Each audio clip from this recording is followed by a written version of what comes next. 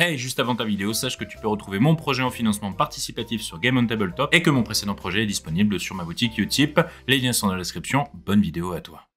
Alors on avait vu il y a quelques temps de cela 3 MJ à éviter dans vos parties de jeux de rôle si vous vouliez éviter de passer un bien mauvais moment. Mais comme le jeu de rôle est un loisir qui se compose d'un tandem entre les joueurs et le MJ, il est donc de ce fait tout à fait normal de regarder aussi de l'autre côté de la table pour voir s'il n'y a pas quelques petits comportements que l'on puisse spotter comme ça là tranquillement. Tel une vigie sur son mât sur son bateau en pleine mer. Spoiler alerte, oui il y en a, rassurez-vous, un sacré paquet même. Et aujourd'hui justement on va en traiter, comme je le disais, 3 seulement en particulier. On verra si on en traitera d'autres par la suite. Mais aussi de comment éventuellement les gérer, du moins quand cela est possible, car vous allez voir que bon, ce n'est pas vraiment chose aisée que d'avoir pareil Gugus à sa table, on va pas se le cacher. Sans plus attendre donc, c'est parti pour voir comment esquiver au mieux ou à minima gérer autant que faire se peut les joueurs et joueuses problématiques, histoire de ne pas s'arracher ce qui nous reste de cheveux en tant que maître du jeu.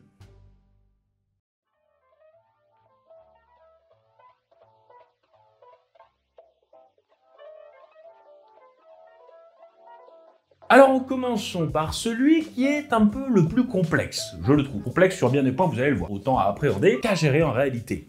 L'égocentrique. Alors ce que je veux dire par ce terme, c'est le joueur ou la joueuse, encore une fois, qui veut que tout gravite autour de son personnage, quitte à empiéter sur les actions des autres ou imposer sa manière de faire, et qui fait du coup la gueule ou peut aller jusqu'à péter un câble si tout ne tourne pas autour de son fameux personnage adulé ou comment elle ou il a décidé. Alors pour l'anecdote personnelle, j'ai déjà eu une joueuse comme ça au milieu d'un groupe de 3 filles. C'était vraiment flippant, on va pas se le cacher. Alors pour vous faire le topo rapidement, elle terrorisait littéralement les autres joueuses qui n'osaient même plus la contredire de peur qu'elle pète littéralement une durite. Son personnage prenait toutes les décisions et elle pestait contre les dés et le système de jeu quand elle n'avait pas de chance ou que ce n'était pas son personnage qui brillait littéralement durant l'action. Bref, un peu compliqué à gérer, mais je laissais couler en essayant d'aplanir au mieux pour que tout le monde y trouve son compte, ce qui était pas facile, on va pas se le cacher, jusqu'au jour où elle m'a littéralement agressé verbalement car un PNJ n'avait pas voulu répondre aux questions de son personnage qui avait clairement manqué de diplomatie. C'est-à-dire elle l'a traité comme de la merde et le PNJ a fait non, je m'en vais en fait. Et du coup là ça a été la goutte. J'ai tout bazardé, merci, au revoir la compagnie. Je vous raconterai un jour l'histoire de ce groupe, ça sera marrant, vous verrez. Mais revenons à la vidéo. Donc bref, pourquoi je vous parle de ça, vous allez me dire? Eh bien, c'est pour vous exposer 2 choses. La première, c'est justement la problématique que pareille personne peut poser autour de la table. Car même s'il n'est pas toujours facile de garantir une implication équivalente pour chaque joueur de par les disparités en termes de personnalité, de volonté d'investissement, ou aussi le fait que certains sont plus timides que d'autres, le souci ici cependant, c'est que pareil joueur ou joueuse ne comprend littéralement pas du tout le concept de jouer en groupe et prend ainsi toute la place qui laisse les autres joueurs par timidité ou dans notre cas par peur. Et c'est justement là où on arrive au second point qui a été mon erreur de base dans cette histoire. Le fait que c'est à vous, le MJ, de mettre un ou des stops, que ce soit indirectement ou directement. Alors ce que j'entends par indirectement, c'est que c'est à vous le MJ de vous arranger pour mettre en avant les personnes en retrait qui n'osent pas d'elles-mêmes le faire, quitte à d'ailleurs placer volontairement l'égocentrique en retrait, histoire de le tempérer au moins minimum et espérer de lui faire comprendre silencieusement que le jeu se veut coopératif avant tout. Bon après ça c'est un bien beau conseil, mais hélas je pense que la plupart du temps pareil traitement subtil ne suffira pas, il vous faudra on va dire aux phrases directes, ouais. Non parce que la violence c'est pas bien. Cela ne sera pas forcément agréable comme conversation, mais essayez au moins avec diplomatie d'expliquer par ou en privé aux joueurs concernés ce qui est problématique dans sa manière de jouer et le fait que vous trouvez qu'il s'accapare un petit peu trop l'espace pour lui tout seul. Pour ça du coup c'est, vous l'aurez compris, c'est la manière directe. Et s'il se trouve qu'il agit ainsi par maladresse, et bien pareil conversation pourra lui faire prendre conscience du problème, et il fera sans doute plus attention par la suite. Mais par contre, si je trouve qu'il est vraiment égocentrique et qu'il va essayer comme ça d'esquiver la question, vous savez, ce genre de fameuse pirouette, mais tu comprends, c'est le RP de mon personnage, oh mon dieu, cette phrase, j'en ai l'accent qui revient, tellement que... Je vous avoue, j'ai eu envie d'en balancer des Uchimata à l'écoute de cette dernière, comme ça là. Bon, plus sérieusement, ne vous embourbez pas dans des discussions interminables avec un joueur ou une joueuse qui ne voudra tout simplement pas vous écouter. Cela ne servira qu'à vous fatiguer, vous énerver et vous refatiguer encore. Autant couper court et dire que vous ne pouvez pas continuer de le garder dans le groupe et vous passez à autre chose. Ah, je suis d'accord, c'est expéditif, vous allez me dire. Oui, bien sûr, je sais aussi que vous allez me dire que pareil comportement est souvent révélateur d'une mauvaise confiance en soi et que donc ce n'est pas forcément entièrement de sa faute, etc., etc. Ah oui, encore une fois, vous avez tout à fait raison, sauf que vous êtes maître de jeu est pas psychologue. Voilà. Donc laissez la personne en question aller régler ses problèmes avec un professionnel en la matière et ne vous prêtez pas soudainement une casquette comme ça que vous n'êtes absolument pas obligé de porter et que vous n'êtes pas du tout en mesure de porter. Parce que oui, hein, c'est un métier, il faut des diplômes pour ça. Bref, tout ça pour dire du tact, de la sympathie, mais s'il ne veut pas comprendre, oui, il va falloir compris de passer à autre chose. Hein. Et puis, c'est tout. Alors, narration, et plus particulièrement en littérature, le concept de Marissou est un terme péjoratif donné à un personnage de fiction excessivement idéalisé, parfait jusqu'à l'absurde et qui très souvent se révèle être en réalité la projection fantasmée de l'auteur lui-même dans le récit. Bon, vous savez, hein, ce genre de personnage qui a étrangement des traits similaires à ceux de l'auteur, bon, dans notre cas, le joueur ou la joueuse, vous aurez compris, qui veut à tout prix n'avoir que des qualités ou des forces, hein, ou sinon des défauts et faiblesses hein, qui sont présentés positivement. Vous avez le fameux défaut-faiblesse à un mauvais sens de l'orientation. Excellent. Qui veut gagner sans effort et avoir toujours raison en toute situation. Bref, on passe des vertes et des pas mûres, hein, vous avez compris l'idée. Alors des Marissous célèbres, il en existe tout plein. Bella dans Twilight par exemple, ou encore Captain Marvel dans le film du même nom. Et bien d'autres, bien sûr, je m'étendrai sans doute sur le sujet dans une future vidéo. A noter juste que l'on peut aussi dire Martissou pour un personnage masculin. Voilà, ce concept ne se cantonne pas bien sûr au personnage féminin. Voilà, c'était l'info vachement importante. Merci, ne me remerciez pas. Voilà, passons à la suite maintenant. Alors le souci avec les Marissous, il est bien dans le fait que cela se trouve dans l'excès. Notez bien. Oui, qu'on le veuille ou non, l'on met toujours un peu de soi dans les personnages que l'on joue. Et d'autant plus ceux que l'on crée. Normal, hein, c'est comme ça, il n'y a rien de mauvais ou de malsain là-dedans. Mais quand cela va trop loin et qu'au lieu de mettre une petite rincée de soi dans le personnage, l'on se retrouve avec un joueur qui te fout toute la salière comme ça là, ça peut être problématique. Ouais, on va pas se le cacher. Parce qu'en faisant ainsi, il y a de forts risques que le joueur en question place beaucoup d'attentes dans ce même personnage. Ce qui fait que si les choses ne se passent pas comme prévu, il y a de très grandes chances qu'il pète un câble ou se mette à le prendre personnellement. Et là, vous pouvez être sûr que l'ambiance va se retrouver définitivement flinguée. Bon, comme ça. Bon alors comment on tempère ça, vous allez me dire.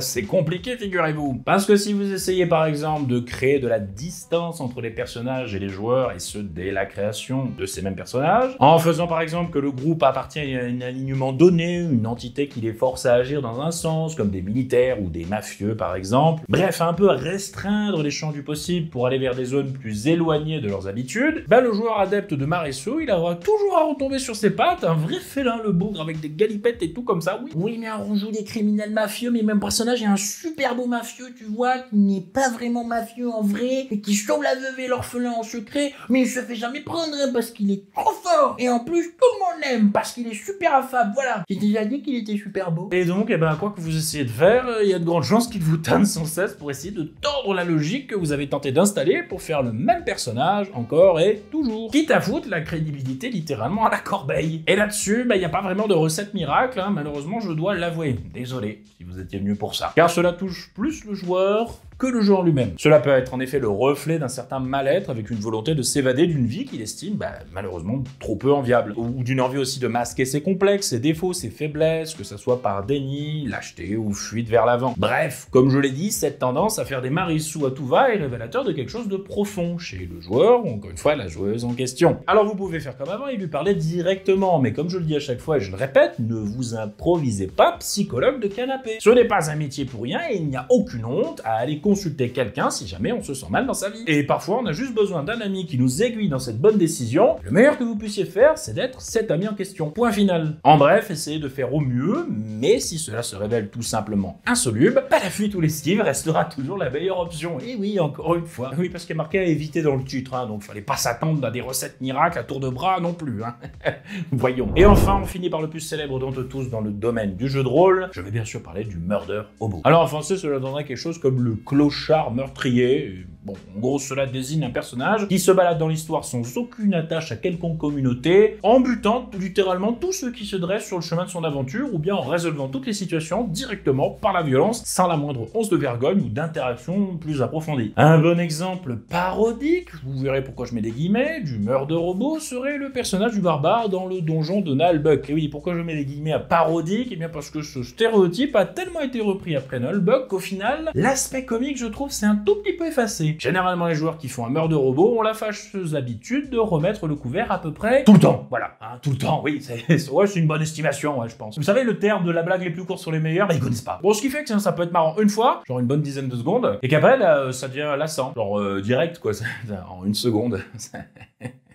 Parce que le problème, et j'ai vraiment besoin de le préciser, c'est que pareil comportement de buteur de PNJ à tout va, bah ça fout en l'air l'intrigue, les potentielles interactions RP, le déroulé narratif, bref un peu tout ce qui fait la richesse du JDR, hein, on va pas se le cacher. Alors que, ok, pareil joueur ayant envie de s'aborder sa propre expérience de jeu est une chose, très bien, j'entends, que les goûts et les couleurs, mais j'entends. Mais le souci, c'est que cela va inéluctablement aussi impacter les autres personnes autour de la table. Parce que oui, si le premier réflexe du joueur en question, c'est de taper les PNJ dès leur apparition, bah ça ne laisse pas trop de place pour par exemple cet autre joueur qui attendait ce moment pour faire un petit peu de roleplay. Alors généralement, pareil comportement révélateur d'une préférence exacerbée du joueur en question pour la castagne. En gros, il se fait chier pendant les phases de roleplay, lui ce qu'il veut c'est la bagarre, et donc autant passer de suite à cette étape, parce qu'après la bagarre, il y a le loot, qui permettra de faire des bagarres encore plus grosses.